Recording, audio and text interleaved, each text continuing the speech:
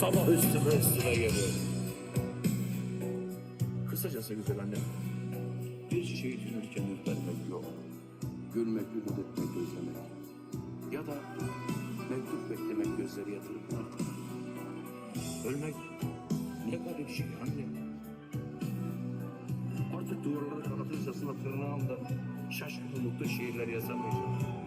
Mutlak bir güneşle gözlerimi tavana çakamayacağım. Baba olamayacağım örneğin. Toprak olmak ne garip şey anne. Ölmek ne garip şey anne. Uçurumlar ki sende büyür, dağlar ki sende göçer. Ben bayrak derim, çiçek derim, çam diplerini açmış kanatlarını kozulak derim. Gül yanaklı çocuğa benzer, yine de oğlu yitirmek kim bilir ne garip şey anne.